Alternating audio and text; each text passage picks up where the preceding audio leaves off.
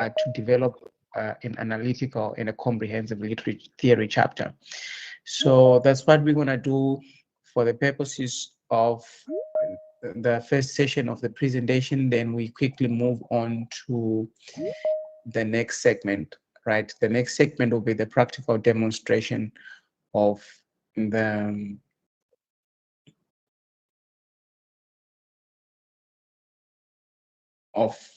I'm trying to share of the ChatGPT platform like we always do.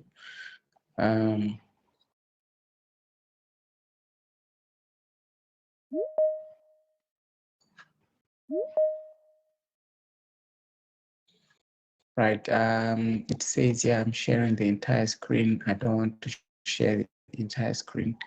I want to share Windows. Stop sharing. Right, I want to share Windows.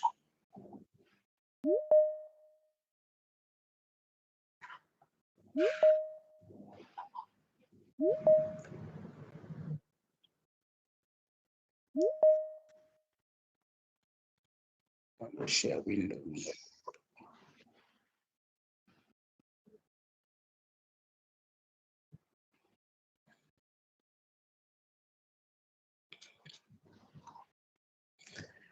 All right, I think it's coming on now. Let's see. I think it's coming on.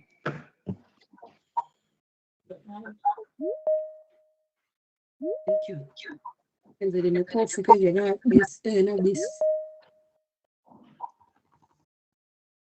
Sorry, is that a comment?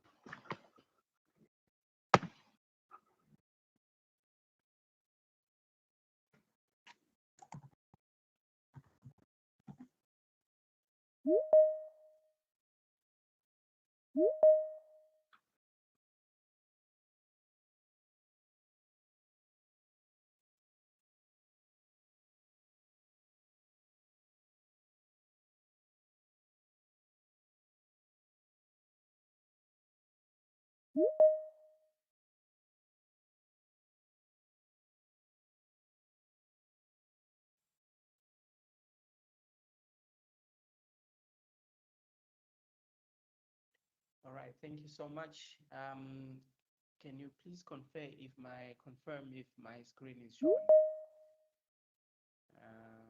Just give me a heads up if my screen is showing. We can confirm, right?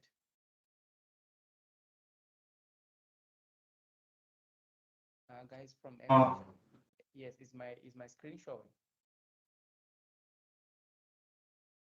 Yes, Prophet, showing. Okay, thank you so much. Right, first things first, my name is Dr. TP Moringa. I'm the founding member of AfriLeader AI. My background includes I participated in the development of the UKZN AI policy.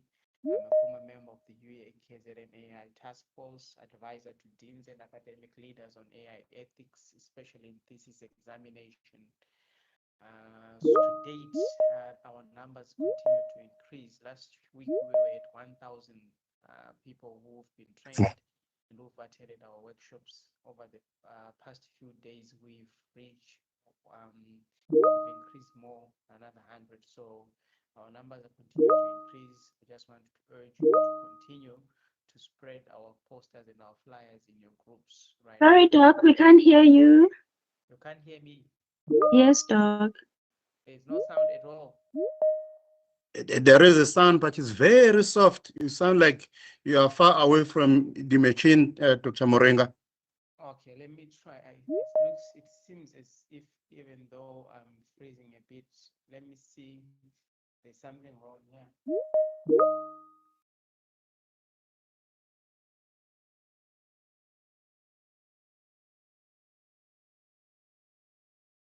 All right, is it better now? No, it's not better. It's not better. But you are audible. I can hear you clearly. Okay, I think we probably need to try to get to join in to actual Teams itself. Right, I'm going to ask our technical guys to come and assist with this because I thought the sound was perfectly fine from my side. We tested it and everything was fine. Sorry, Doc. Yes. We still struggle to hear you. The voice is very soft. Okay. All right. I'm trying to get help in terms of the sound system, the sound from our technical guys here at the office. Then we can then proceed. Just sorry, Doc. If you could maybe, morning everyone. If you could maybe start afresh, if you don't mind, so that everything is in order. Yeah, thank you. All right, thank you so much, Dr. Mtetwa. We actually have not started. We're just fixing the sound that is giving us a problem. I'm not sure if you hear me clearly.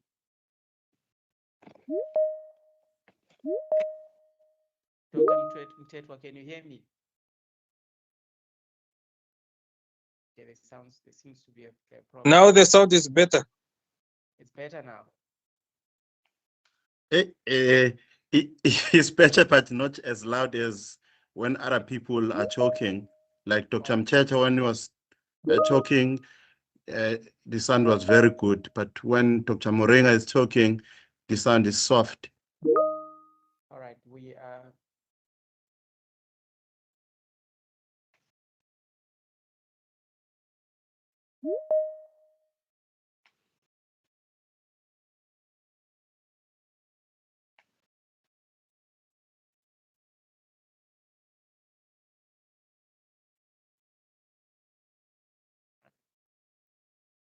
Okay, so here's what I'm gonna do. I'm going to log out it briefly, then I'll come back in and see if that could be better.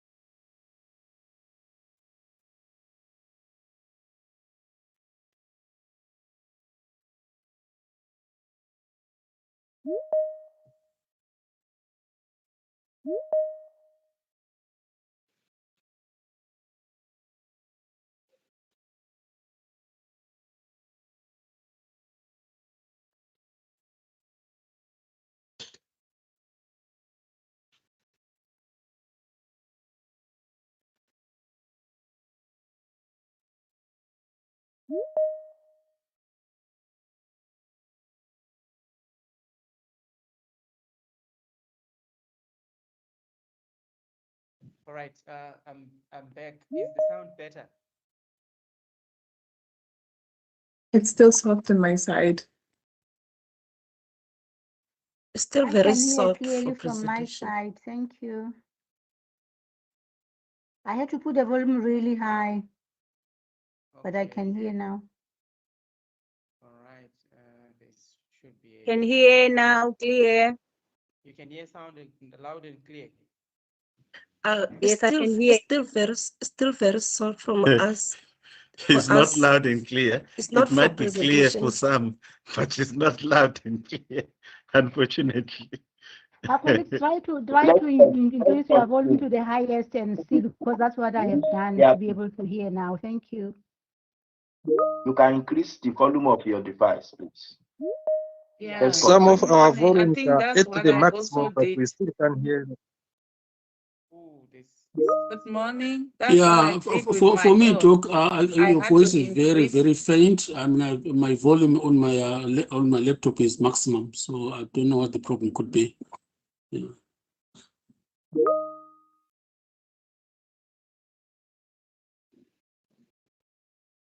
Okay, is there any change? Any change? No change at this stage. Any change?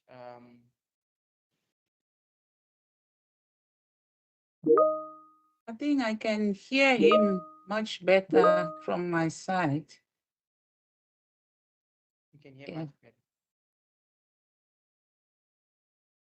The other thing, colleagues, I've learned when you can't hear properly, sometimes when you use the earphones, it becomes better. Thank you.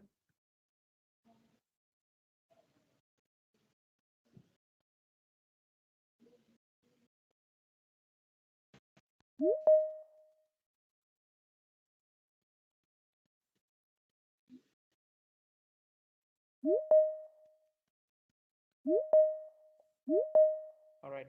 I'm fixing the sound. I'm fixing the sound, and we should be. Right. I'm fixing the sound.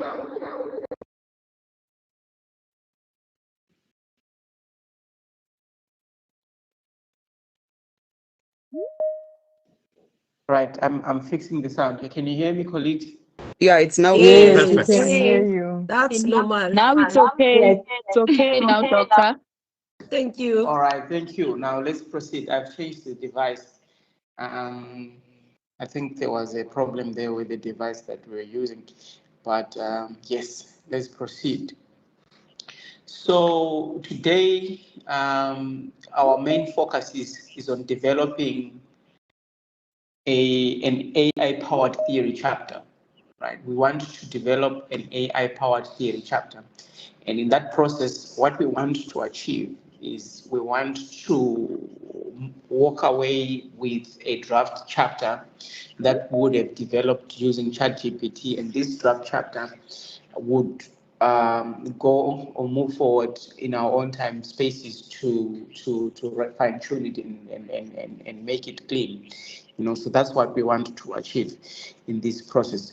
So the title for today is AI powered theory chapter. Right? What is a theoretical framework? Right? I think these are the things that we should establish first before we get into do the practical demonstration, assuming that if you do not understand what you are getting yourself into as a master's or PhD student, if you don't understand what a theoretical framework chapter is and what it entails, and what are the key aspects of that chapter are, it will be very difficult for you to develop anything meaningful on your PhD or thesis, right? So what is a theoretical framework? So a theoretical framework is a chapter when you're within your master's or your PhD that identifies the key theories or theories, right? Might be one or two, right? The guiding theories. Sorry, come again. Cannot move it. That's what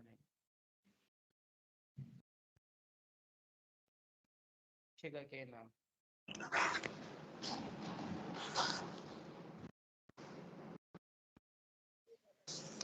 All right. So I'm told that my screen is not big enough. I'm not sure if that is correct. Doctor, can you try and put it on presentation mode? It's actually on presentation mode. Okay, let's Maybe see can you here. stop sharing and share again, because some of us, we can't even see Yes. anything at all. We only see your name. Thank you.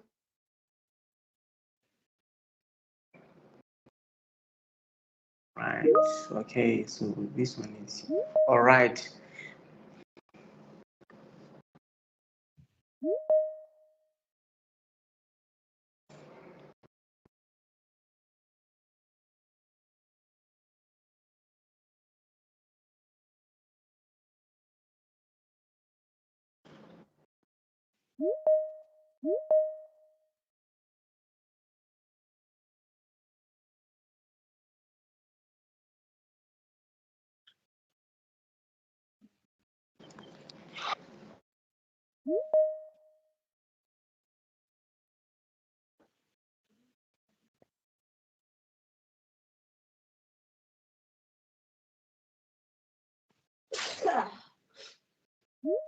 Right. I'm seeing that it's not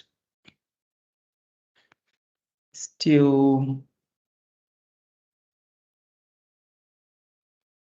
It hasn't shown the slideshow. No, okay. But from my side, I can see, even though very Even small, on my but on my side, I So side, what is I can a see. theoretical framework, right? So basically, a theoretical framework identifies the core theory or theories guiding the study. It helps in explaining the key concepts and assumptions, right? And also assist us as researchers to provide an analytical lens, right? And so as to share interpretations of findings. The theoretical framework chapter, it aligns with research questions and methodology. And more often than not, you'd see that as we progress, that most students or the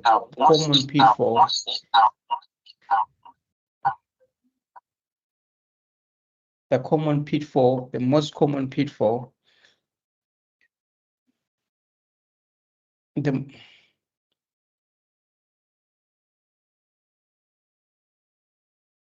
I'm really having problems with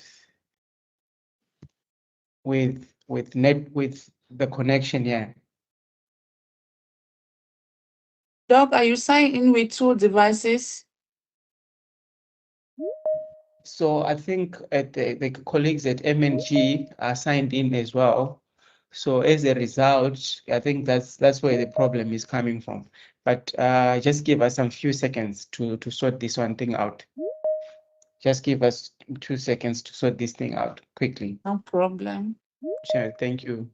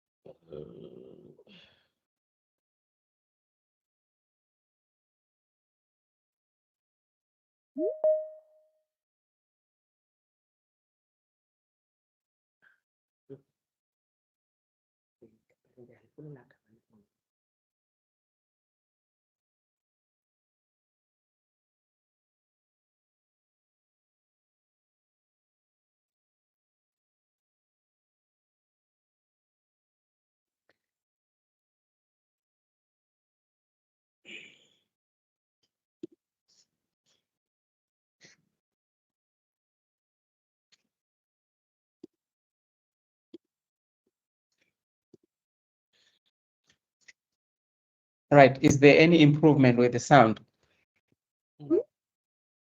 Yes, very clear. Yes, I can hear you well. All right, great. Thank you so much. And the screen.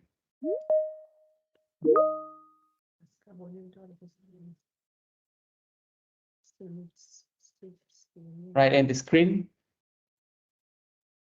Is it? I can see on my side. All right, great. It's okay, Doc. It's okay. Yes, thank you so much. Right. Sorry, apologies about that. Right. So basically what we were saying is that we want to bring in AI. Yes. We want to bring in an AI collaboration into the developing of a theory chapter for our PhD, right? But for us to get there, we first need to identify and understand the key aspects of a theory, right? We cannot get to a point where we use ChatGPT to develop a theory chapter, whereas we do not, or we are not familiar with what the theory chapter should look like, right? Because our theoretical or philosophical understanding is that the AI in itself doesn't have objectives of its own, right? It only can do what we have prompted it or commanded it to do, right? So that we're saying our theory, we basically saying through what lens am I analyzing this problem? So the theory should be problem-driven, research questions-driven, and objective-driven. Also should emanate from the literature that you would have already read. So for us to get to that theory that we want, right, we need to understand the core fundamentals or aspects of a theory, right? So we should be able to differentiate between the literature review and the theoretical framework, right, when we are using AI, because what seldom happens is that when you give in a prompt or whatever prompts that you've used, you'd see that if your prompt is not strong enough, it will develop for you a literature review kind of document or output, whereas you want to develop a theoretical framework. And when it's submitted, you see, and this is the chapter that most PhD and master students struggle with, the theoretical framework chapter, right? So the literature review is basically reviews what others have studied, right? It talks about, it identifies debates and gaps, and it brings in a broad and exploratory nature of what has been done in relation to your field or your subject that you're investigating. And it may or may not include theories or many theories, right? Or concepts that you may have borrowed or might have developed from your previous studies. But a theoretical framework now, it explains which theory guides your study, right? And the key word is guiding your study, right? The operative word is your study. We're looking at through what lenses can I explain or can I analyze my research questions? Through what theories can I understand, can I explain this problem, right? It provides then an analytical lens, right? We're focused in justificatory, where it is focused in justificatory in nature. And by focus in justificatory, we're simply saying you using this theory or that chapter should justify why the problem or why these questions are being answered, right? Using this kind of thinking. So basically we're looking at, so you take the lenses right? Then between you and your research questions, right, you put a lens, and that lens will be a theory, right? Then that will understand to say we are explaining these questions or these objectives through this theory, right? So a theoretical framework selects and defends a specific theory, right? You select, you need to choose it. From the onset, you need to identify that this study is grounded in this particular theory, or this study is grounded in these theories or in these conceptual, in these concepts, right? That is when you are focusing on a conceptual theory, conceptual framework. Right, right. But now the question is, as an examiner, what am I looking at? What am I looking for, right? I'm looking for a strong theoretical chapter should, number one, it should demonstrate the conceptual depth, right? What do we mean by conceptual depth? You say, what concepts are forming that whole theory? That concepts need to be defined. That concept needs to be investigated, discussed, and analyzed. It should show analytical comparison of theories, right? You not just simply, one thing that I've seen most students do in PhD and masters, but mostly in masters, is that they normally are defining theories. The whole chapter is talking about this theory, defining theory, talking about descriptive and descriptive discussion of what the theory talks about. And when they're talking about the conceptual, the different tenets of that theory, they just list the theory and describe them. And that chapter is devoid of an analytical depth, right? It's devoid of justifying the justification of why this theory applied to my questions, right? So a strong theoretical chapter also, it needs to align clearly with the research questions, right?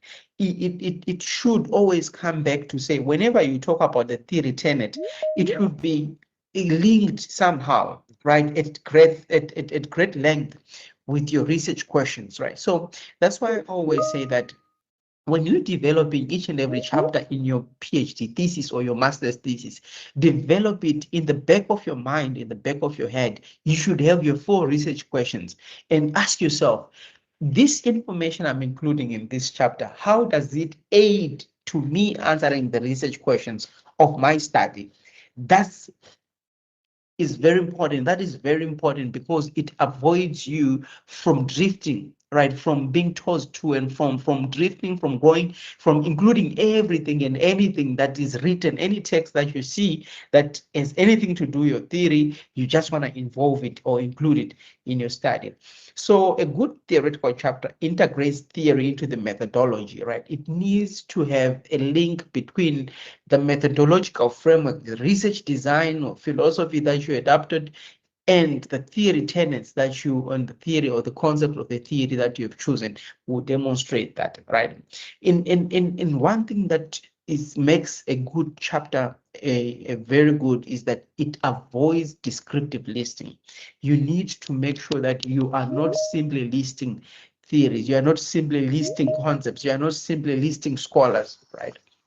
Right, but there are common mistakes that most theoretical chapters. I was reading a theoretical chapter for a master's dissertation that I was examining a few months ago, and I was so disappointed because what the student do, I don't know why the supervisor didn't caution the student, is that the student was doing a master's and the master's was in communication, and the student simply listed all the 4 common theories, the first 4 most used theories in communication, right? And the chapter was, said to say it was around 30 pages, right? But it is a 30 pages of description of listed theories, right? 4 theories were listed, they were defined, their key tenets, their strengths, their weaknesses. There was nothing to do with the explanation in the relationship between those theories with the key questions. So that I found that very disappointing, right? And my suggestion was that the theory chapter needs to be redone, right? So another thing is that the overly descriptive explanations, right? I was reviewing another chapter a few days ago, right, where it was basically a description of a descriptive explanation of the theory, right? There was no justification for chosen theory, right? Why is this theory relevant to my study, right? There was a misalignment between the research theory, between the research design and the theory, right? Why? Because after the theory, we need to know that the research design, if you're using a specific research design, that you're using a phenomenology design or whatever design, how does this theory aid into this design that you have chosen, right? Those things were missing in in those chapters, and those are the common things that we find. And it's said to say that the theory chapter is the most difficult chapter ever, right? So using a theory as a decoration rather than an analysis, right? Students, they just because the chapter it's required for you to have a theory chapter. So what they simply do is that they have that chapter as a decoration, but how does it fit into the whole golden thread of your study? It's missing, right? So that needs to be, that's a huge blind spot for most PhD and master students. Right. And another common thing that what we've seen over the years is the confusing conceptual framework with the theoretical framework. Those are two different aspects, right? That will also explain. There's a difference between a conceptual framework and a theoretical framework. And often, and more often than not, right, at master's level, you can use a theoretical framework, but at PhD level, it's normally advised for you to adopt a conceptual framework. Right. So the question is, what makes a PhD level theoretical framework, right? What is it? How does what makes that chapter a good theoretical framework, a PhD level, right? It must have the following. Number one, it should show critical engagement, right? What are the concepts, the tenets of the theory that you are talking about? How do they relate? How do they interrelate, right, with the aim of your study, the purpose of your study, and your broader objectives of the study, right? So another aspect that should show up or come up in your theoretical chapter is that you need to compare theoretical traditions, right? If you're looking at where does this theory come from, and how is the theory developed, and what are the philosophies underlying that theory, right? Before we get to you justifying why you're applying the theory. So theoretical traditions are very important, right? You also need to identify limitations of the theory, right? To say what are the limitations of the theory. Sorry to disturb, Doc. Yes. We're still seeing slide 3. We are still on slide 3, or what is the slide saying? What is a theoretical framework?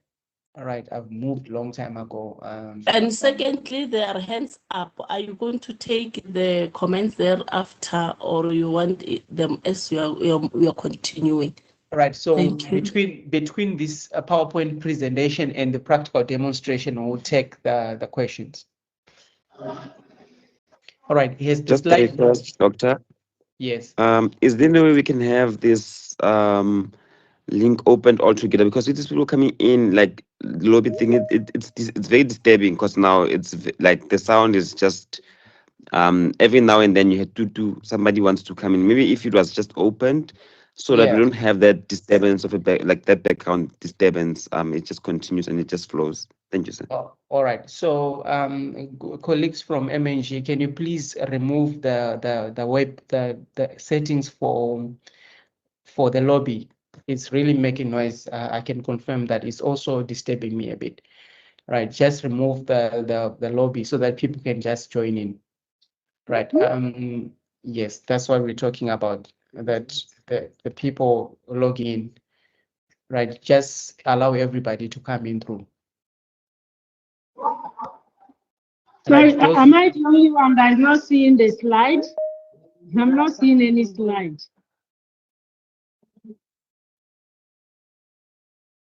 Right. Can you refresh your network? It may be your network. Yes, the slide is showing from my end. Can you please, those who can see the slide, can you please confirm which slide do you see? Yeah, It's number 7 now. Yeah, what makes a PhD level theoretical framework?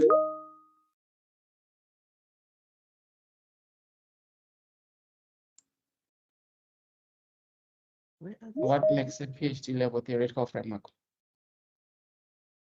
Yes, that's the slide I can see from my side. Okay.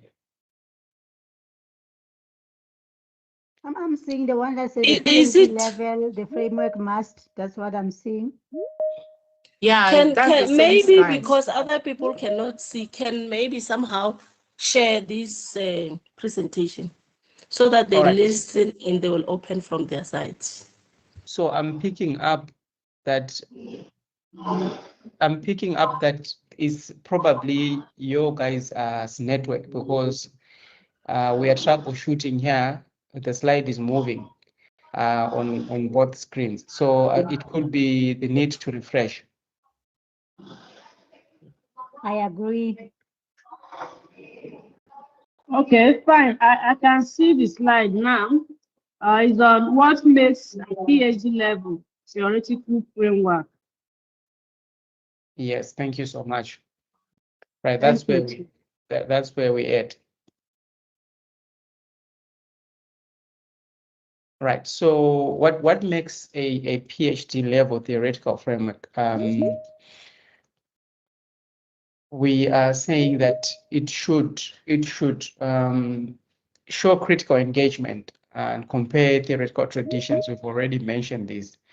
Then it should also be able to justify the adoption or integration. Why are you integrating this theory into your study, right? Then the one thing that normally is lacking in most studies is the aspect of integrating, the aspect of extending or refining the theory, right? And it's a scary terrain, and it scares most PhD students, right? But if you want to have a contribution to theory, right, you need to get to a point where your study will contribute to the theory by adding, right, some tenets, right, by adding or refining the theory, right? And it's a very important aspect to add to the theory, right? That would be a contribution to knowledge, right? But another thing that a good PhD level theoretical framework should demonstrate is that it should demonstrate intellectual positioning, right? Where are you positioned, right, within this whole tenets of the theory? Where do you find yourself in? Where does your study fit in this whole theory? So if you're looking at the Bram von Benner ecological systems theory, when we are done with your study, where does your study position itself within the key theory of Bram von Benner, right? What are your advances that you're bringing into this whole aspect? What are you bringing in, right? So lastly, it must show scholarly voice, not summary. And this is one thing that most PhD and master students do, right? What they simply present us with is what we call the summary of theories, right? Like I've mentioned earlier on, you basically summarizing theories. There's really not much coming from you, but what you're simply doing is that you are summarizing theories, right? So, and the next aspect that we need to look at is the conceptual framework versus a theoretical framework, right? What is the difference between the two? What is the difference between the conceptual framework and the theoretical framework, right? I'm picking up that the slide is not moving again. I'm not sure. I'm not really sure what is happening. I wish I could. I wish I could do something about this. Right, there you go. I think it has moved, right? Yes. Yes, sir. Right. Yes, thank you so much. Right, so there's a difference between a conceptual framework versus a theoretical framework. Very important difference, right? And more often than not, students who are doing their masters or PhDs, they miss the point, right? They don't know what a theoretical framework, they know what a theoretical chapter is, right? But they struggle to put it on paper, struggle to put a theoretical chapter on paper. They also know what a conceptual framework is, but to pen it down becomes always a challenge. So the theoretical framework is normally based on established theory, right? So we're looking at your framing theory, your feminist theory, your institutional theory. So what you're doing is that you are drawing from recognized scholars or theoretical traditions, right? So your study is building up on, or your research questions are being analyzed using that theory as a whole, right? You're using your forwarding that theory, you're fronting that theory as your analytical framework or lens, right? And you based on that theory or on that group of theories, right? So what it does is that the theoretical framework, it provides the analytical lens for interpreting findings, right? And that's where the difference with the conceptual framework is going to come in. So we're saying the theoretical framework is providing you the lens for interpreting findings. You are interpreting your findings through the theory, right? You're looking at your findings through this theory, right? And then it explains underlying assumptions about reality and knowledge, right? And it's often grounded in two or core theories, right? One or two core theories, right? It also justifies why a particular theory is appropriate. We're talking about the theoretical chapter.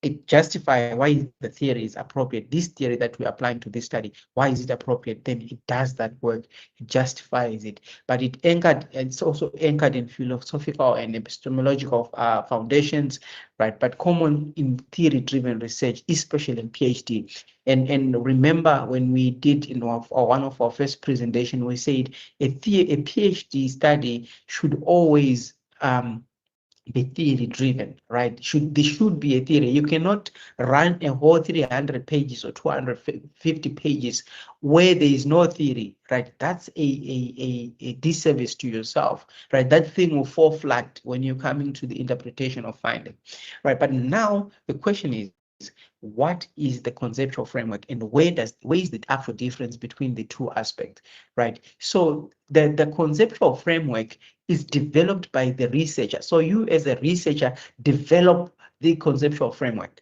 right?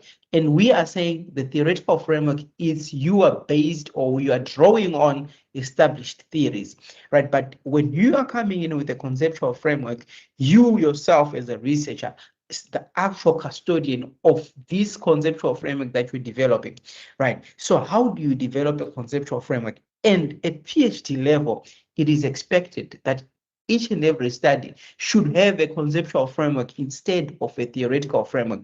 Why? Because you are saying, in my thesis, I'm going to contribute to knowledge, right? And contribution to knowledge would be your findings will contribute to the body of knowledge, and you are contributing to the theory, right? Theoretical contribution and practice and stuff like that. So for you to have a good contribution to theory, right, you need to develop a conceptual framework through which you map your study. So what are we saying? We're saying you draw from concepts identified in literature or in other theories, right? So where is your theoretical framework chapter has 2 or 3 theories that you are running with, through which you can interpret your findings. Here in a conceptual framework, you say you're going to borrow concepts that developed in your literature review, or concepts that are found in a framing theory or in a institutional theory or in whatever theory, then you bring them in, right? All those concepts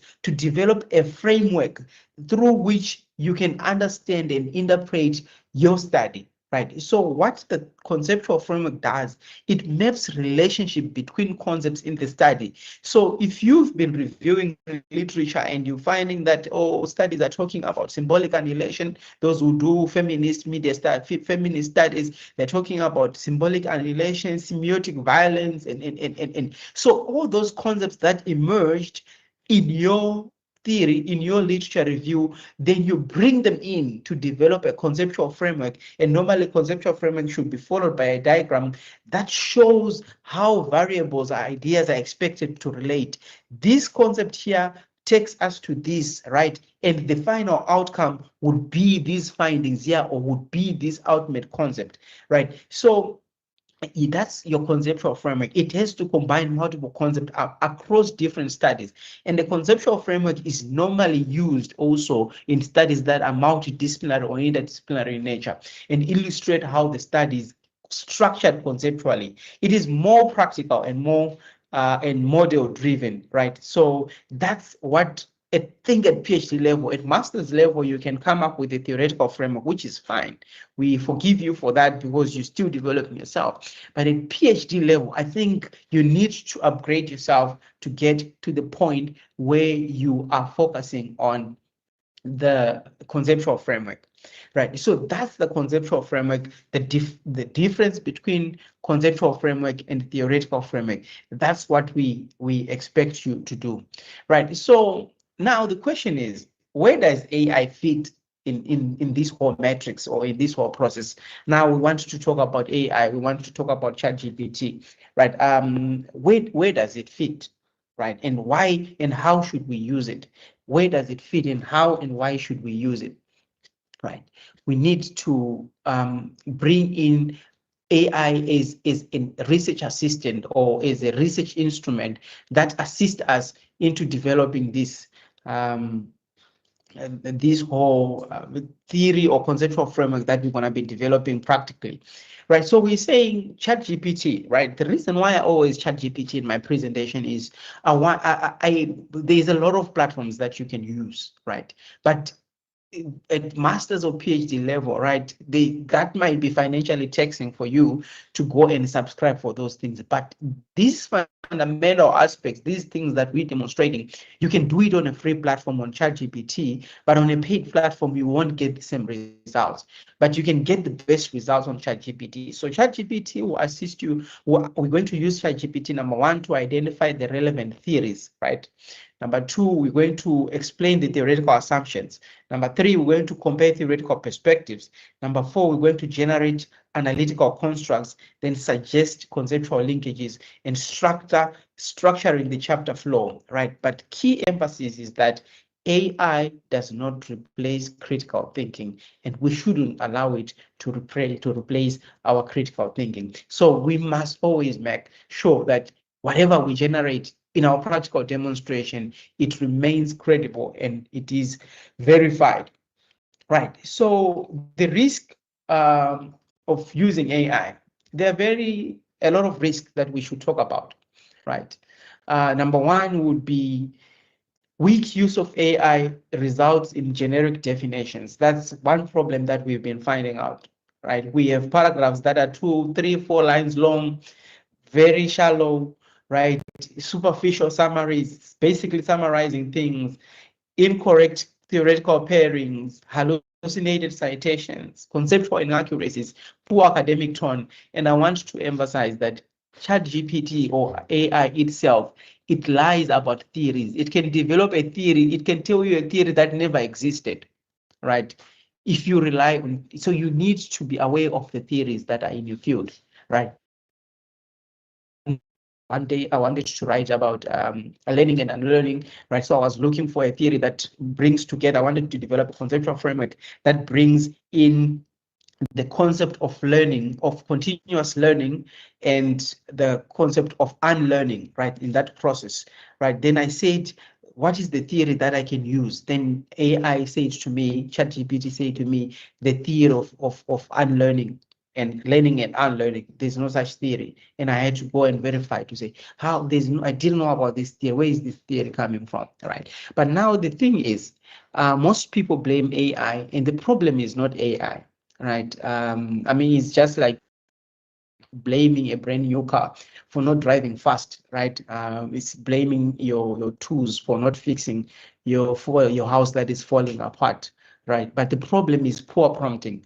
The reason why we are not getting the best output from platforms is because of the prompts that we're using. We have poor prompts, right? And it is the prompts that we're going to focus on while we're developing the chapter itself, right? So we'll demonstrate for you a weak and a strong prompt when you are developing your work, right? So what are we saying? We are saying the power of prompting engineering is very important, right? What we need to focus on when we are doing this presentation with you is that we need to look at the quality of output that depends on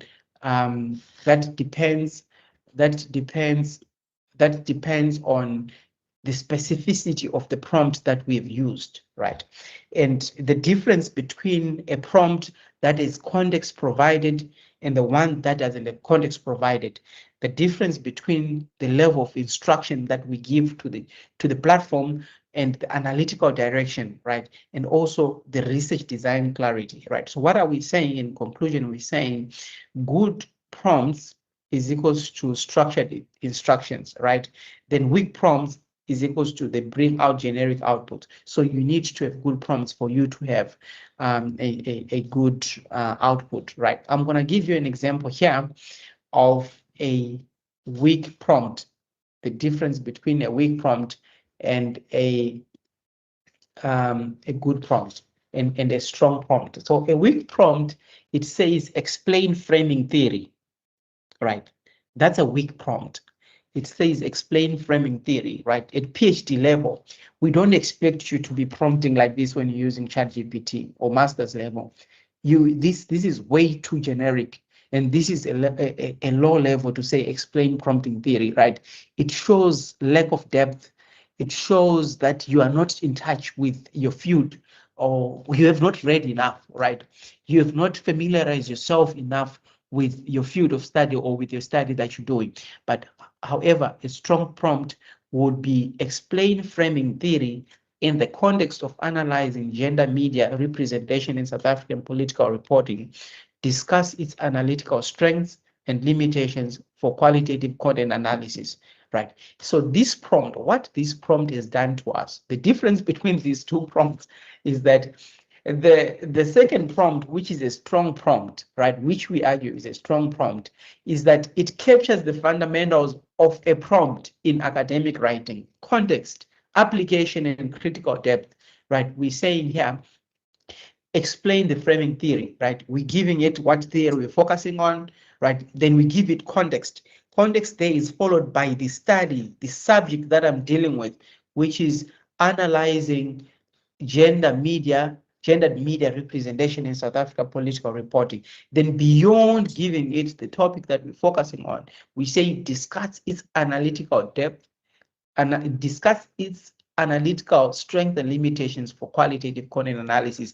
We've given it the methodology and the key aspects that we want it to develop, right? If I punch these two prompts, right, separately on ChatGPT, you'll be amazed with what will come out, because what will come out is two different. Explaining the framing theory will give me a generic answer, whereas a strong, the one that is strong, that is context and stuff like that, will actually give me a strong response. So we'll show you how that goes, right? We'll show you all that.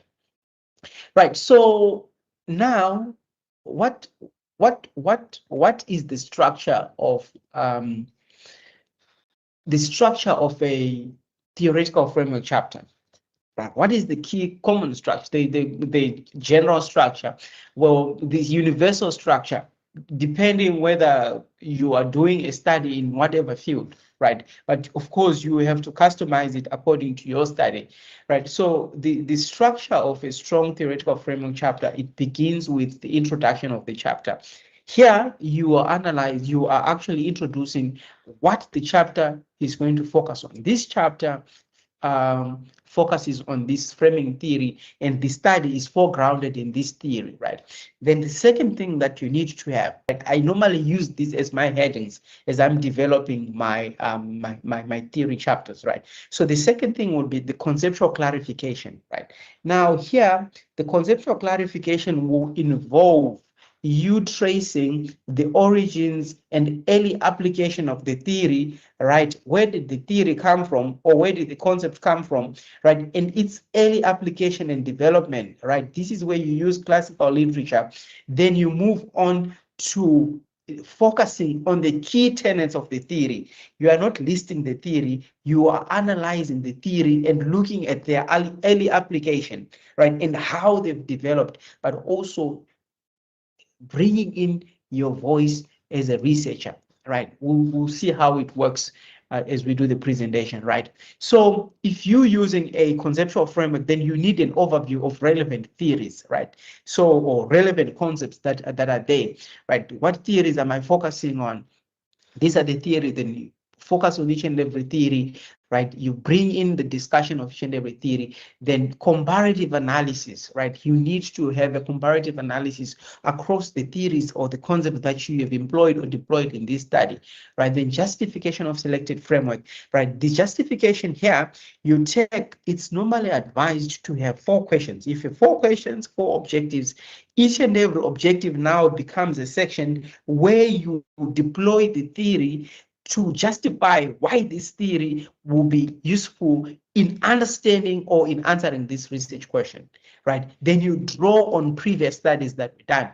We'll demonstrate that again. So you do that for all your research questions. This will allow you not to be drifting because you are looking at objective per objective or question per objective. How does the theory or this concept of the theory or these concepts brought together, how do they enhance or allow me to analyze? How do they work as a lens through which to understand this research question, right? Then you need to have an integrated model, if applicable. The integrated model will be that conceptual framework that I said, that maps the relationship in between these concepts and the research questions and the final outcome.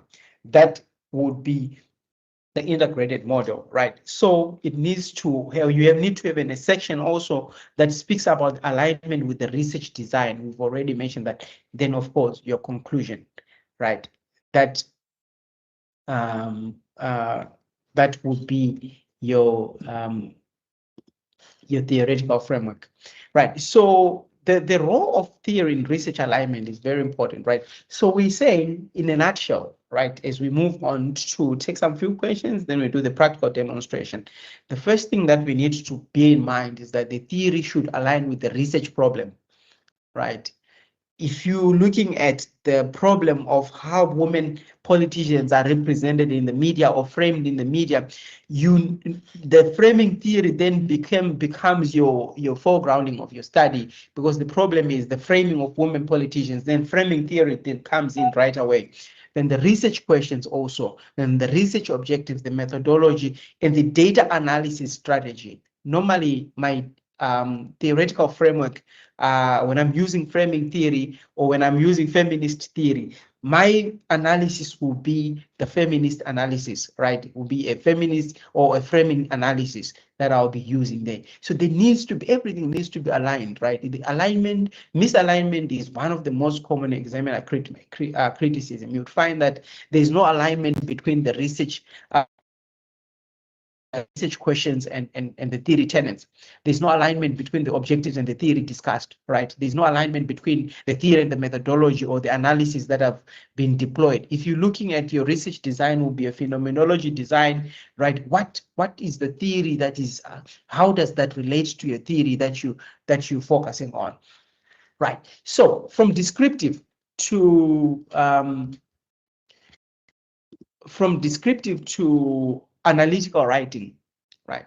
So framing theory explains how media shapes perceptions, right? So this is an example of how the statements in your theoretical framework would sound like, right? So when you're still writing and saying, or when you have prompted ChatGPT and it bringing you statements like framing theory explains how media shapes perceptions, right? These are not the kind of statements that we expect to see in a framing theory chapter, right? This is descriptive in nature. You are just describing what the framing theory does, what your framing does, right? But statements that opens the paragraphs in your theoretical chapter should read like, while framing theory explains how media shapes perceptions, it does not sufficiently account for structural gender power relations, which feminist media address media theory addresses, right? So at PhD level, we are saying writing requires comparison, right? That's what a good PhD theoretical chapter is. Writing requires tension, right? There needs to be tension in your writing, in your literary review, in your theoretical chapter. There needs to be tension. 3 things: comparison, tension, and evaluation. Everything should be evaluated. Everything should have been there should be tension between theories. There should be tension between concepts. There should be tension between scholars. There should be comparison. There should be evaluation. Until then, your chapter will be very weak. Right, so let's move on to the practical demonstration. But before we move on to the practical demonstration, we're going to take a few questions. I hear that there are questions, there were hands that were raised, right? There's Simi Siabonga, as usual. Thanks, Simi, for joining us. You can go ahead. Thank you very much, Dr. Morenga. Good morning, fellow students. As always, Doc, compliments to your presentation. Let me cut straight to the question that I have. Doc, throughout the presentation, I noticed that you are using theoretical framework and the conceptual framework somehow interchangeably. And I know it's two different things, but I'm struggling because when you start to explain, you are still using, you say if you are doing PhD, go for conceptual framework, but you continue still use theoretical framework in the same sentence. So I get a little bit confused. The question that I have, if you choose the conceptual framework, you should then move away from approaching your study from the theoretical framework. Thank you, Doc. All right, thank you so much. Right, so thank you for bringing that up. So Sorry, Dr. Moringa, this information which is here, we cannot read. Can you put this on a slide mode? Can you? Right. So I've been trying to do that for quite some time. Okay. I think it's the All setup right. of the platform that I'm sharing on, right? But we'll try to get these slides out there, right, for you, right? I want to respond to. Oh, thank you so much. Yeah, I want to respond to Dr. Simi, right? So there's two different things. The conceptual framework and theoretical framework are two different things, way two different things, right? And this presentation, because it's done for both honors, masters, and PhD, we can't. I'm struggling to focus to say use a conceptual framework only, because I'm understanding that there's somebody who is at PhD or master's level would want to use a theoretical framework. That's why I made a distinction in my slide that these things are two, right?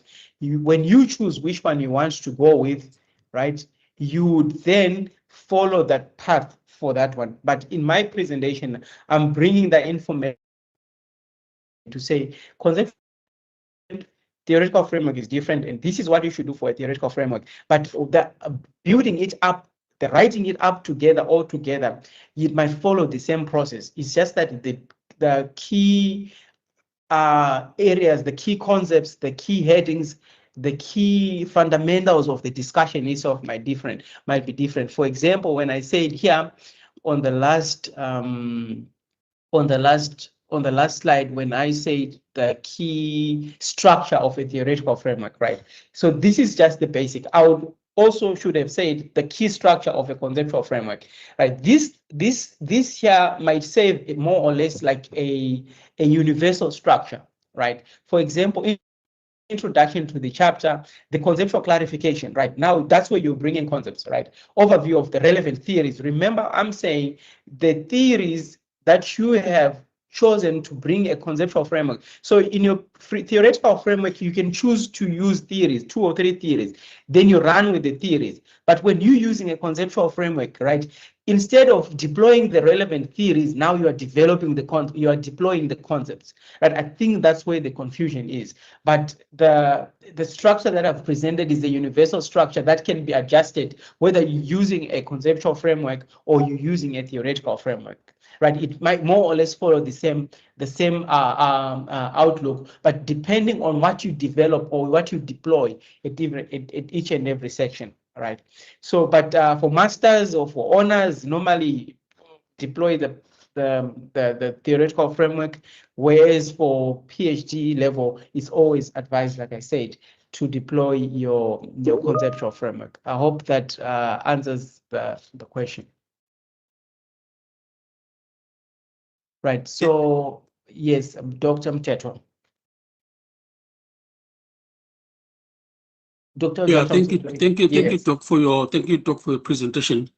Very much enjoyable. I don't know if this could help, and also I think some of these things are basically discipline, sort of located in some way. For me, I'll give a good example of, say, I want to design a house. So I sort of conceptualize that as a tree. It's a concept, it's an idea. Okay. And then if I want now to turn that idea into something concrete, I use theories to buttress that idea. And that's how we develop into paradigms and so on and so forth. So I'm just saying that I think there is a way of ensuring that there is a clear sort of development of these things into being driven by disciplinary knowledge. That's my take on this. It's just an idea that you think of, and then you buttress that idea using theories, and then moving on forward to philosophies and paradigms and so on and so forth. Thank you. Right, thanks, Dr. Mteko. Yeah, I think this is well said. I mean, well, depending on your discipline that you're coming from, deploying a theory or conceptual framework, it depends, right? But there is, of course, there's a universal structure of universal ways of doing things, but it's discipline specific. I agree with Dr. Mteko. Right, so let's hear one last hand. There is Pamela Mamkobo. Pamela.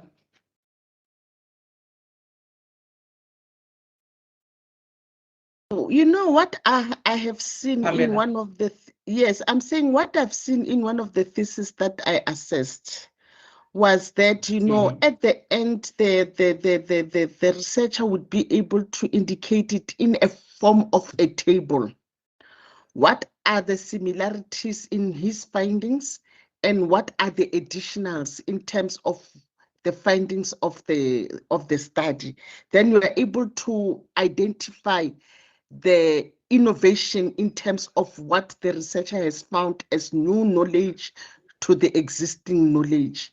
And also in terms of the introduction, he mentioned several other people who used a similar theory in almost a similar context. It may differ, but however, what is that which he added over and above those that he found from other theories, from people who used a similar theory?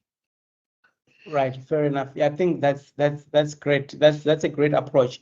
Right, so you'd see that some of those things, for example, tables and stuff like that, they become very easy to develop, especially when you're using ChatGPT. Right, so let's move on to ChatGPT now, so that we can start our demonstration of what we have prepared today. Right. Right, so what we want to do is we want to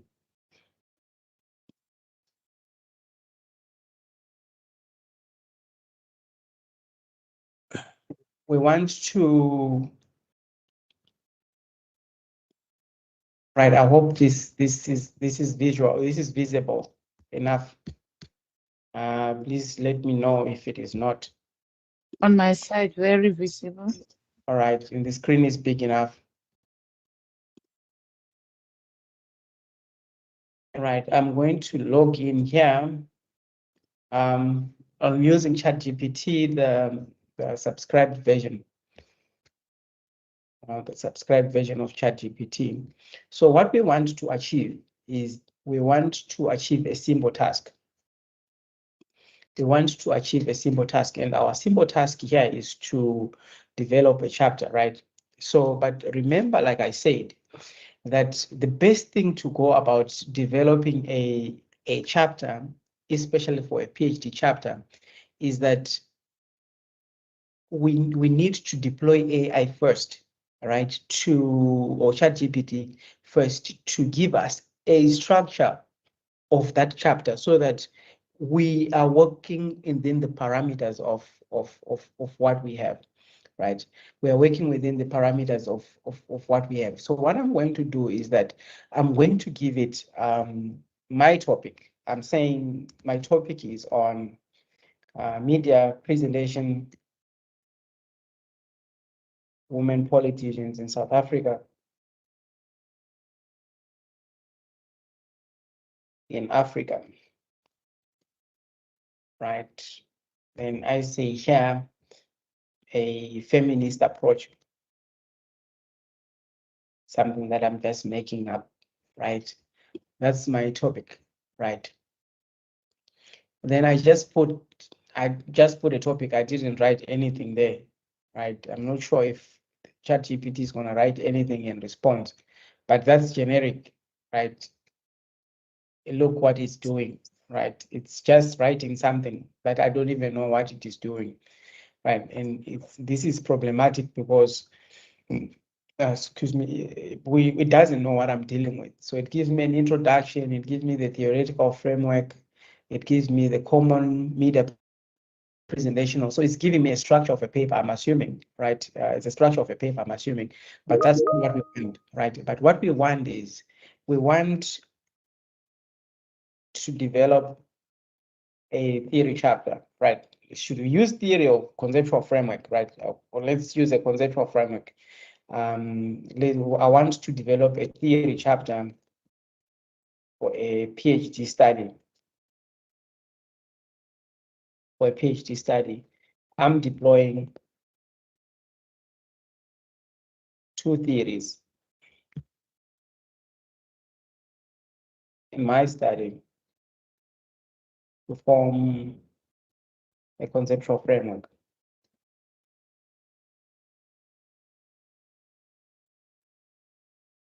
Right. So what do we want, right? So we want to develop a structure first, right?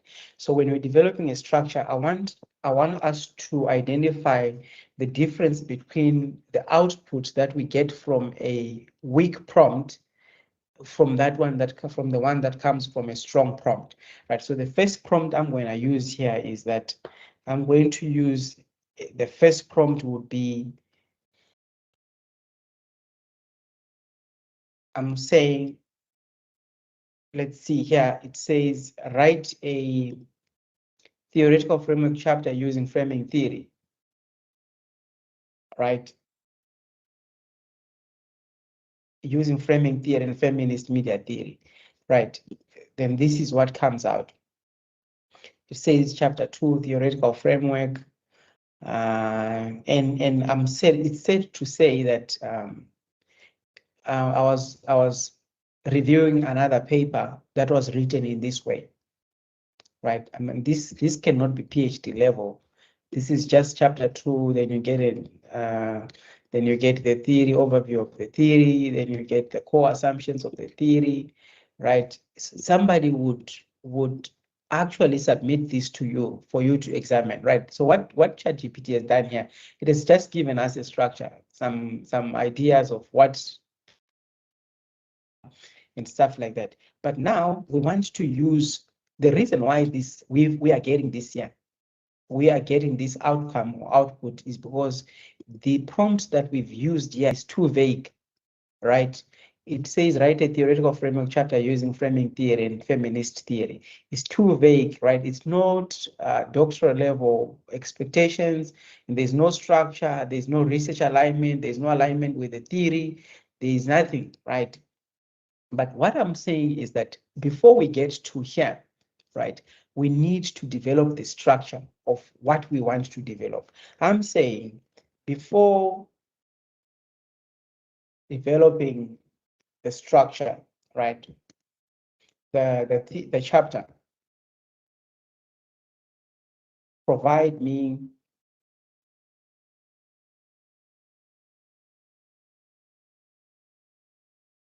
with the doctoral level structure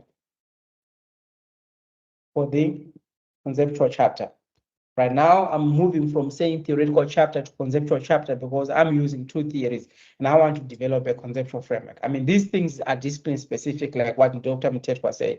Depending on your field of study, right, you'd see that there are differences, right? So the structure must be clear and have subheadings. Must have subheadings. It must have pointers of what each and every section focuses on, right? It must have some cues or phrases. I'm saying common phrases used in writing a conceptual framework chapter.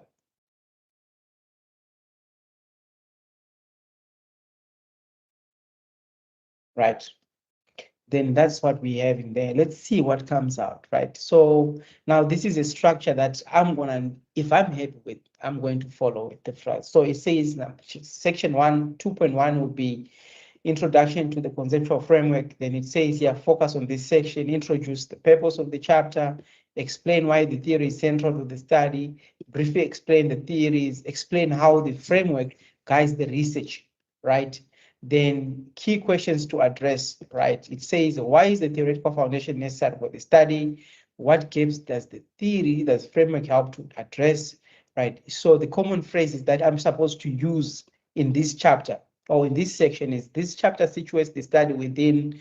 The purpose of this chapter is to provide a theoretical grounding. The study draws upon two complementary theoretical traditions. The framework provides the analytical lens through which, right? So now you'd see the difference between what we got here when we just doing your generic things to the structure that we have. So when we have the structure, right, this is the structure that I'm going to follow throughout my PhD thesis, right? So I'm saying, so all these things here, they are happening. So this will be my 2.1, right? This will be the introduction. So these are the things that are supposed to come into my introduction, right? Then 2.2, conceptual clarification. It speaks about conceptual clarification. It says,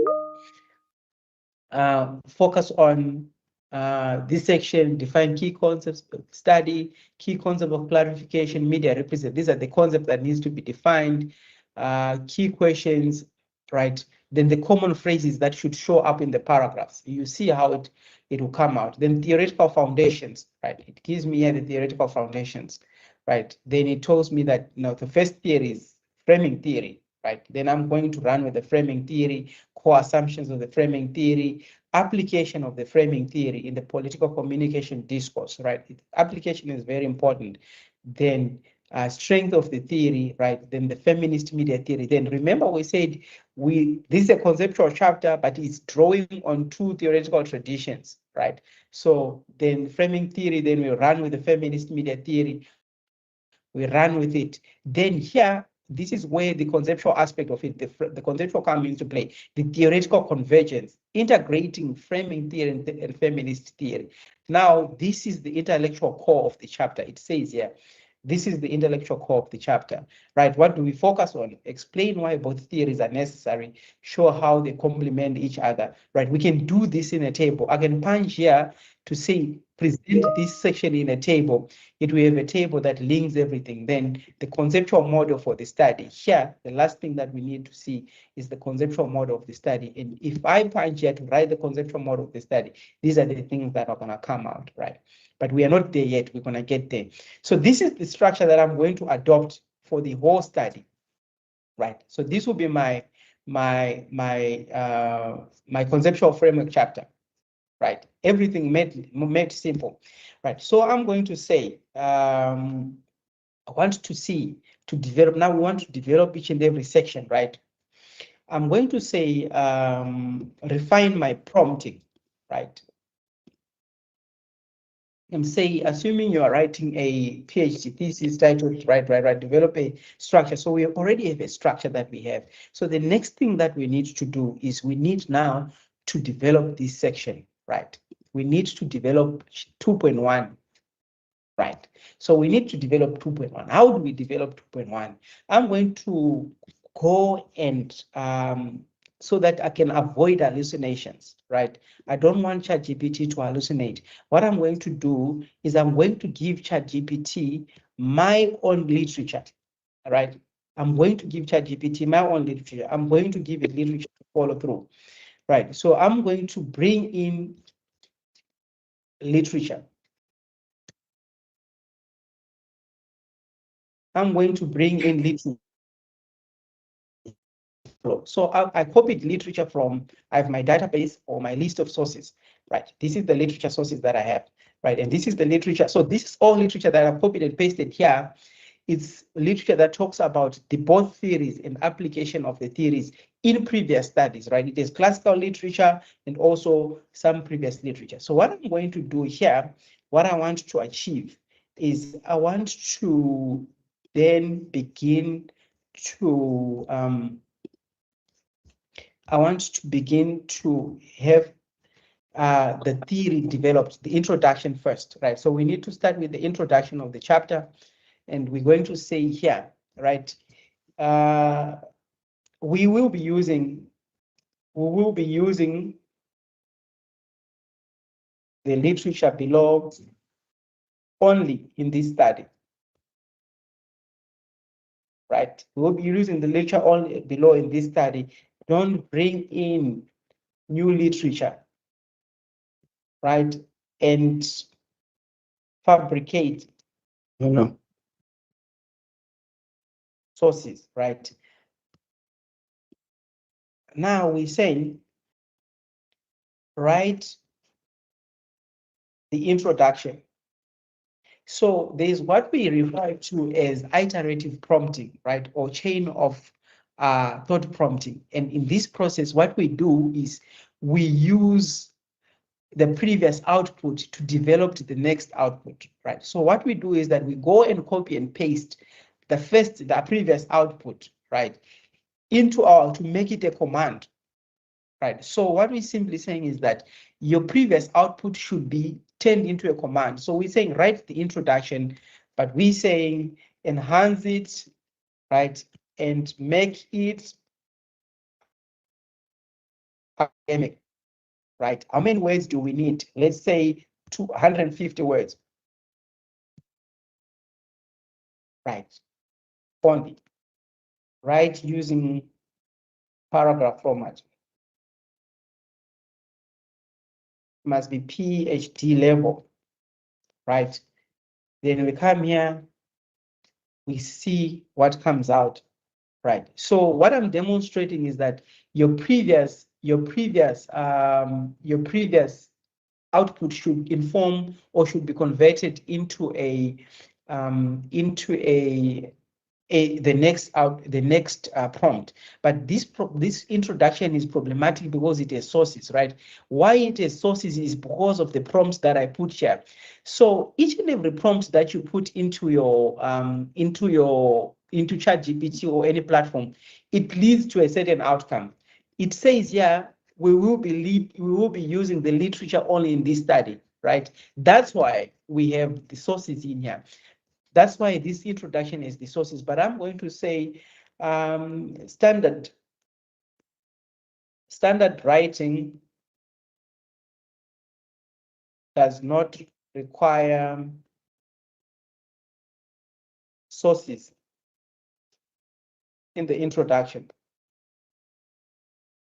right? Reformulate.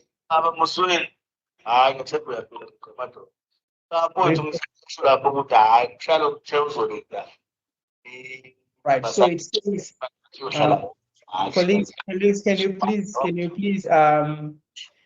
Joseph, can you please mute? Right, so it says this chapter situates the study within a coherent and rigorous theoretical foundation by articulating the conceptual framework that underpins the analysis. The purpose of this chapter is to provide a theoretical grounding for examining media representation in Africa, recognizing that media narratives are neither neutral nor accidental, right? The study draws on the complementary theoretical traditions, framing theory and feminist theory to integrate both constructs. While the framing theory explains how media selects, organize, and aspects, etc., feminist theory integrates the structural ideological traditions. Together, these perspectives provide an analytical lens through which the dynamics of media, gender representation, and political legitimacy are critically examined, right? So this forms our introduction. I'm fine with it, right? If we look at this introduction that we have, if we look at it, I think it actually, from the outset, it clearly states that this is a conceptual framework, right? Why is it a conceptual framework? Is because we are marrying these two, right? But it doesn't end by describing these two theories that we're marrying, but it's also providing the justification how these two complement each other. It says this one, where the framing theory ends, feminist theory takes up the conversation. That's what it does, right? So when we want to move on, right? Remember I said in this kind of prompting that what you need to do, what you need always make to do is to say, refer back to your structure, right? Now we want to develop the conceptual clarification, right? But I want you to see something, right? I want you to look, if we say here, we are looking at conceptual clarification now, right? We're looking at conceptual frame clarification, but if I go here and say, let's develop the conceptual clarification, I'm going to say here, take this whole section and import it back, right? This will reduce hallucination. I'm going to say, develop and expand the section, right? Now we need sources. Now we need to use sources.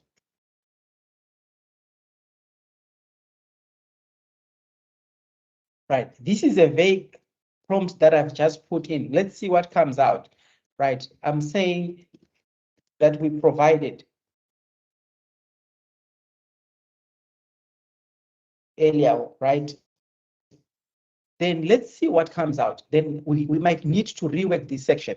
Why? Because it's look, when the section is producing you these paragraphs here, these are not well-developed paragraphs. All these things here, these are not well-developed. It's just writing, right? And the reason why we have this kind of output is because we've used a vague prompt. We've used a vague prompt, right? But now the question is, what exactly do we want to come out from this section, right? Because this section is supposed to talk about conceptual clarification. To say, rewrite this section and ensure analytical depth.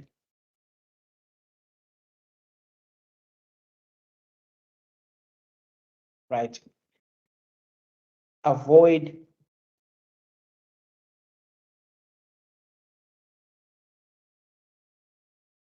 and be specific.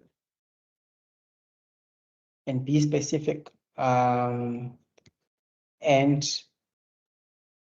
critical, right? All paragraphs must be fully developed and well argued, right? All paragraphs must be fully developed and well argued. Each paragraph must focus on a specific idea.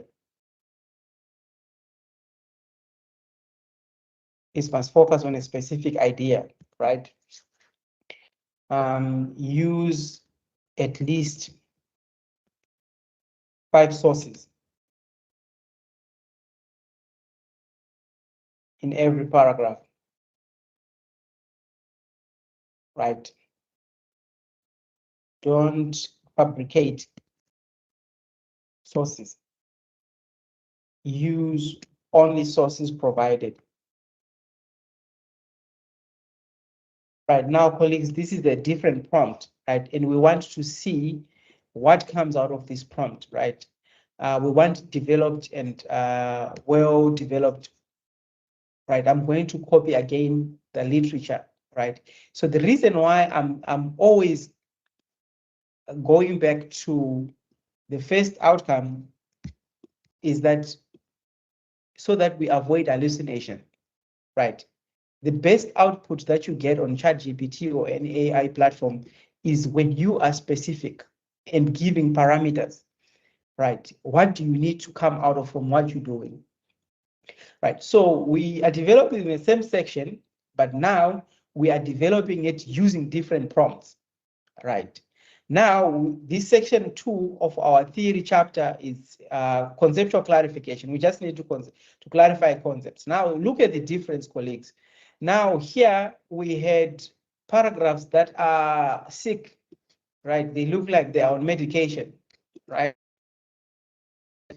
These paragraphs here. But with the change of prompt, just to change the way you prompt, look at the difference. Now we're saying media representation is conceptualized in the study as a structured process, right? Look at the citation structuring, right? Look at this. Now the paragraph is life. Look at these paragraphs now, they have life, right? What makes the difference in this particular case is the kind of prompt that you would have used at each and every stage, right? The kind of prompts that you've used at each and every stage. So this year will form in section 2.2 of your conceptual framework or your conceptual study, right? We haven't got to the point of verification yet or paraphrasing or anything, but what I advise my students is to say, work from a draft document, right? So what do is that you have 2.1 here, right? You have 2.1, which is your introduction, right? You copy it and paste it and put it in your document, right? Then you go to 2.2. You copy the whole 2.2, right?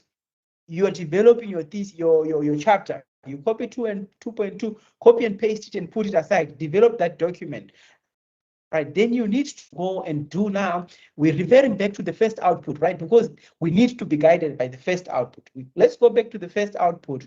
The first output is showing us that we need now to be talking about the framing theory, right? We need to be talking about the framing theory, right? Which is 2.3 is what the framing theory, right? So I want to show you something, right? In difference with the prompts. If I say to you,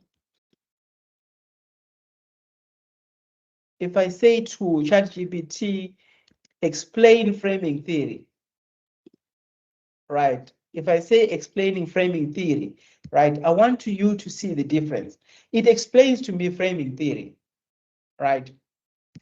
And the reason why it's explaining framing theory is because of the prompts that I've given it, right?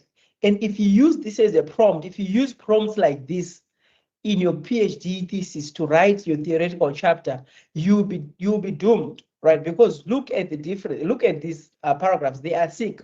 They don't have depth, right? They lack depth because you just saying they give you they encourage a surface level description, right? No historical intellectual grounding, right? So, but if I come back and take the 2.2, right, the 2.3, the 2.3, I need to come back to that section again because that's the founding section. If I come back and say part 1 here and say framing theory, the origins and stuff like that, then I need to give it, I need to take it again because that's the section I'm developing. We're developing section by section. You don't need to overwhelm the platform, right? You don't need to overwhelm the platform. You come here and say framing theory, but I need a clear prompt, right? I'm saying here, develop this section here. Develop the section, right? It must be analytical, right? It must have theoretical depth, right? It must be well cited, right? It must have, right? I can go back and say, I love the prompts that I used initially, right? I can go back and say, I need to borrow back this, the first prompt I used, right? The prompts that produce this kind of work that I love. I'm going to borrow that prompt, and I'm going to say, you know what? I'm going to use the same prompt again, right? Because I want my work to produce the same kind of writing. I'm going to use the same prompt again, right? So that I can get a uniform kind of writing, right? I'm going to borrow the same prompt. I'm going to come here and say, I just need to edit a few things, right? From here, I'm going to say rewrite this section and ensure analytical depth and stuff, right? It's the same prompt. Then I come here and click it, right? So we are 2.3 now, the origins and the intellectual foundations of the theory, right? This is a rich paragraph, right? Look at that. Origins and intellectual foundation of the theory, right? It's not simply just describing things. It says central to the framing theory is the assumption that media influences operates through pattern selection and silence, right? Frames defines what construct are, right? It's according to, it has depth, right? I can choose to expand it and say, I want this section to be 1,001.5 words, right? Expand it to be 1,000, to be 2,000 words, right? Expand it to be 2,000 words. Then I can expand the section, right? That's depending on how many words you need to develop. Expand it to be 2,000 words, right? You are developing your chapter section by section, right? And this avoids hallucination, and this, it can only be done by the type of prompts that you're using. So the difference between a good output and a bad output lies solely on the kind of prompting that you use, right? So this, I'm happy. Maybe I'm not so happy with it, but when I'm reading it, I'm liking what is coming out from there, right? So I can copy this whole section. Then I copy this section and put it on my document, right? Remember, we are still gonna do the verification of everything that is in there, but we are verifying on a draft. We are not verifying on from zero, right? Then we come back again, right? We're not gonna go through all the sections, right? We just want to rush through quickly to the feminist theory, right? Then we need to develop the feminist theory as well, right? I'm gonna say expand the feminist theory, the below, right? Right, expand the section below, right? I want to see if ChatGPT has automated my writing practice or followed my instructions. Because after 2 or 3 prompts, right, of the same prompt, you don't need to repeat that same prompt again, because it has already automated your section, right? Now it's writing now, this is 2,000 words for each and every section, right? But it has developed the feminist media theory. Remember, this is a conceptual framework, right? So I have 2 of my theories, right, developed. I'm not going to develop all of them, right? But this is how we're developing our chapter, section by section, stage by stage, not to lump the system or the platform with a lot of information, right? So we need to have the section of theory convergence, integration of framing theory and feminist theory, right? Then we say expand, right? I'm not worried now about the hallucinations. I'm not worried about the sentence length or the paragraph structure, because the platform is already automated the way I want things, right? Now, this could be our integration, right? This is our integration of the 2 chapters. The section situates constitutes the intellectual core of the chapter. The integration of the framing theory and feminist theory is not addictive, but synthetic. Each theory addresses limitations, while the other, and together they produce a more comprehensive analytical architecture for examining media representation. Then there we are, right? Then points of convergence. I love this. Where do these theories converge, right? Where do these theories diverge? Right, then I'm saying I want this to be in a table format, right? links the 4 research questions to theory, then theory tenets, and justification. Right. Right. Now, for a clear visual representation, right, I need to capture this in a table that links the research questions, the theoretical lenses, the theory tenets applied, and the analytical justification. I have 4 questions. The first question is, say, how were women politicians represented in selected media text? Then it says, let's use the both theories, right? Then it says, framing theory will be used to selection, salience, problem definition. These are the concepts of the theory that we are applying, and these are the sources from which we draw from.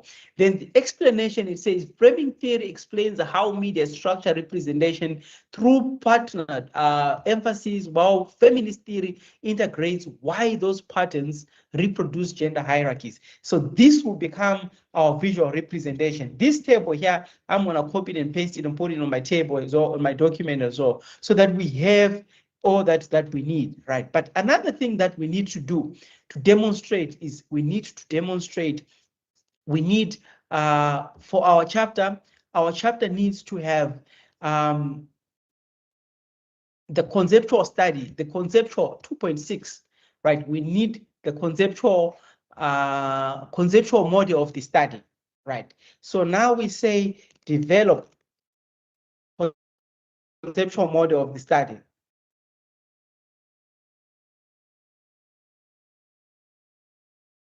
Right, we're gonna need to proceed to present a visual presentation of this section as well. It's gonna need a visual presentation, but this is the conceptual model. So it says this study proposes that media framing practices shape the discursive construction of political economy, the independent constructs, right? So this information here is now for the diagram that we're going to need to develop. I can go on, there is it, right, here it is. It says this diagram. I'm going to say, okay, no, look, I don't want how you presented this information, right? Rewrite in academic tone. The reason why we are having this now, these bullet points, is because we disturbed the flow of writing when we requested for a table. Right? Had we not requested for a table, we were going to still to have this kind of writing. So we need to redirect it. Rewrite in academic tone, right? Use the theory, the sources, and follow the writing style in the previous sections. Right? Don't use bullets. We don't want bullets. Right? Then there you have it. Conceptual framing of the model, right? The model proposes, right? Now we are back in our flow as well, right? This is the conceptual framing, but what we want to do, we want a visual presentation of this model, right? You can use different platforms, but let's see what ChatGPT can give us, right? So this is our visual conceptual of the frame. So if you look, you always refer back to these sources here that we have. It's the sources that I provide. There is no new sources here, but I'm going to say, I want a visual image of, right? We said we want the relationship between the concepts, visual image showing the conceptual framework. I want a visual image showing the conceptual framework and the relationship. All right. I want JPEG, right? I want JPEG or one PDF. Let's see what comes out. Might want a JPEG or you want a whatever. Let's see how what it gives us, and if we see if you are indeed happy with what we have or with what we found out there. Right? It's taking time. Right. So this is how you get to use a platform like ChatGPT, right? To develop your sections, your chapter, right? But you are developing your chapter. You are not just giving it a one prompt to go with, right? You are using that platform to develop the prompts as well, but you're also developing the prompt, right? Now, remember we said the last section is to say the theory, position, or assumption. We can develop this section as well, right? We can develop this relevance of the framework, but let's see what ChatGPT has produced at the end. Right, right. So this is the model that we have, right? Media frames, issues frames, personality frames, then it gets to mediation frames, contextual frames, then it brings back output, conceptual media, context, and stuff like that. So this is the conceptual model for our study, right? We are not, we don't have time to verify everything. As a researcher, I'm gonna need to go and sit down and say, is this really making sense? But what I'm happy with is that I have somewhere to work from, right? So all this information I copied and pasted and put it in my document so that I can go and do my verification, right? If you're worried about plagiarism, there are ways to avoid plagiarism. The first one is to go and paraphrase and rewrite in your own words, right? The second one is to use tools that are there to look to check for the level of similarities and stuff like that. Develop and enhance the last section. Right. So develop and enhance the last section. So we have the theoretical positioning and assumptions, right? The study advances the following propositions. Now, this is your contribution to a study. This proposition, media coverage of women politicians is more likely to emphasize personality, right? This is what these studies emphasize.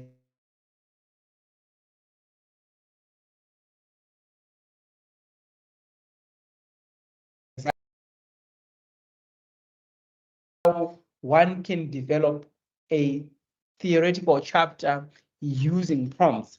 And we are saying that the difference between the good chapter and the bad chapter, it lies in the kind of prompts that you have used, right? If you're using 1 word or 2 words prompts, right, that would be a very detrimental aspect or detrimental to you, right? You don't need to do that, right? So colleagues, I'm going to show you how one thing that I'm going to demonstrate right before we go to the questions, right? I'm going to demonstrate for you one last aspect. I'm going to demonstrate for you. Let's go to Windows. We need Windows. We need this document here, right? Colleagues, I'm sure you can see the document that I'm sharing. Yes, then it shows, right? So this year this is a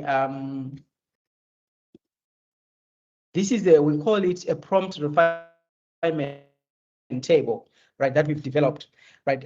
What this table does is that it has the different sections, right? On your far left, it shows each and every heading that should be in your theory chapter, right? But it is prompts, right? It is prompts. So the first prompt is write a theoretical framework chapter using framing theory, right?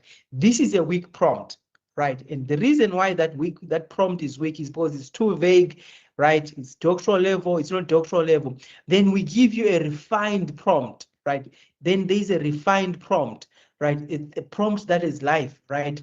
Then you move on, then you have framing theory, then the weak prompt is framing analysis, right? It's saying framing, it says explain framing theory, right? This is a weak prompt, but you need to have a strong prompt. So this is the table that we normally use when we are making distinction between strong and weak prompts. So you need to make sure that always you have strong prompts. Ladies and gentlemen, I think we have reached the end of our presentation. We're not going to finish the whole chapter with you online, live online, right? You can go and do what we have tried to do and complete your own chapter. But one thing I want to emphasize is that you need to ensure that when you have done this, when the chapter is together, you need to go and read and verify each and every output that came out there. Sources, the arguments, the claims, everything must go and be rewritten. But you are rewriting from a complete draft instead of you starting to write from scratch. This will make your life easy because you are fine-tuning the draft that you've developed with the assistance of AI and convert it into your own way of writing. But you already have all the ideas and the arguments put together for you. Colleagues, ladies and gentlemen, I think we've reached the end of our presentation. We've reached the end of our presentation. Now we're opening up to comments for subtraction, divisions, and everything that you think we might need to hear. Let's hear from you, colleagues. This is Dr. Moringa from MNG, AI-powered organization. We have Chifiwa. Let's hear from you, Chifiwa. I'm not sure if I'm calling your name out right. No, you called it right, sir. All right, thank you. Okay, good morning, everyone. My question is on citation. How do you determine the quality of sources that ChatGPT uses? Right. So if you look here, I didn't use ChatGPT sources, right? I didn't use ChatGPT sources. I actually, let me show you. I don't use ChatGPT sources. It's not advised to use ChatGPT sources. Why? Because it hallucinates, right? I'm saying here, I'll show you the prompts that I've given you.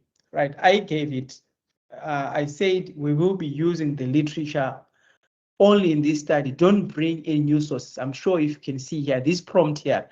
Then I brought my own sources to ChatGPT.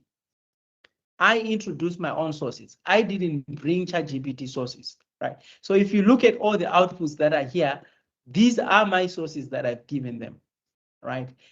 I don't rely on ChatGPT for sources because it hallucinates. So what I advise people to do is go and download your own sources on Google Scholar, right? Go and download your own sources on Google Scholar, then you import them on ChatGPT so that it won't hallucinate.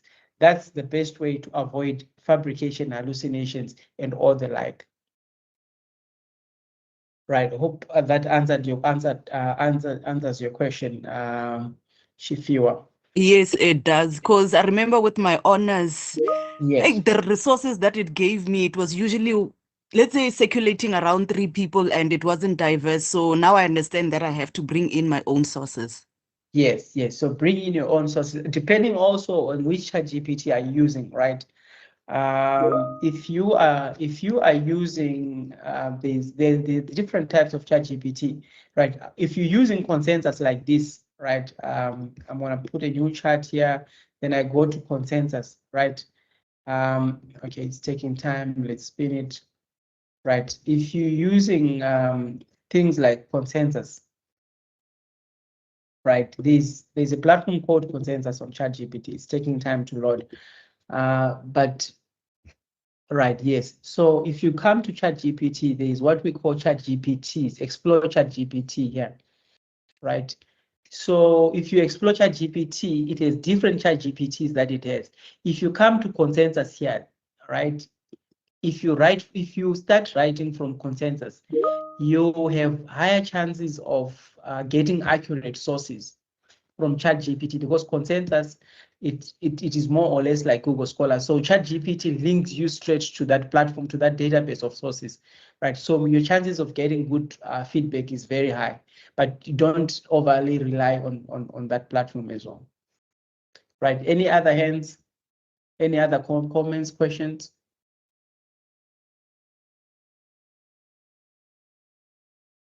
Any thoughts?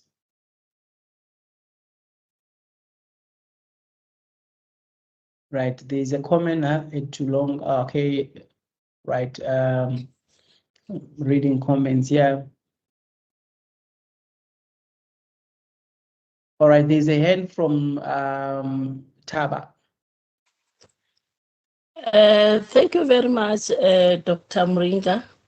It was a Yes. very wonderful presentation. And when you started, you indicated that the use of AI should never replace critical thinking. So what are you saying now? Because somebody will be having all this information or be able to create it. Tell me if this created information using different prompts will be, will be regarded as, yeah, it's A1 generated, but then it is using your intelligence. So is it going to be fully regarded as what? As not your origin. And secondly, Yes. you say, yeah, you need to come back and put your critical thought within what you are writing. And then Yes. at what level? If there is Right. 50%, or what are you saying? What is Right. your recommendation? Right. So my recommendation is to you is that you, okay, I'm going to go back to that same information, right? That the assumptions, the tape, okay, right. So my recommendation to you is that what we've done here, right? We have had what we regard to as AI assisted content, right? Generated content that is assisted by AI, right? And this content here, you will not develop it if you're not familiar with the field itself. And if you do not have the prompts, right prompts. And for you to get to right prompting, you need to be familiar with the field itself, right? Because if I'm saying to you, theoretical convergence, for me to verify, right, at what point do you see, your question is, at what point do I need to verify this information? I need to go and read here and see if this makes sense, right? And I need to go and refer to Guran and Ozara and see, right, if what is said here is what they've said also, right? And I need to rewrite these paragraphs, this onwards. But the idea is that you're not working on nothing. You're working from ideas that have already been put together. So basically saying the writing process is made easy, right? From going to read 50 articles to come up with a paragraph, right? Now the information has been completed. And the emphasis is on human judgment, is to say, is this information credible enough, right? Is this information accurate enough? Are these citations clear and accurate, right? Can this information be relied on, right? Then you begin to paraphrase and write. The same paraphrasing that you're going to do if you're reading 50 articles, right, and put the paragraph together. But in this particular case, it has been congested. That information has been congested and structured, better structured enough for you not to spend so much time to read. But human judgment entails, after you've put the draft document together, to go back and verify every sentence and statement that is in here. Read everything through, verify the citations, everything that has been generated. Make sure that you are familiar with everything and you are happy with it, right? And you rewrite it in your own words, right? That's where human judgment comes into play. And that's what distinguishes between AI output and AI assisted output, right?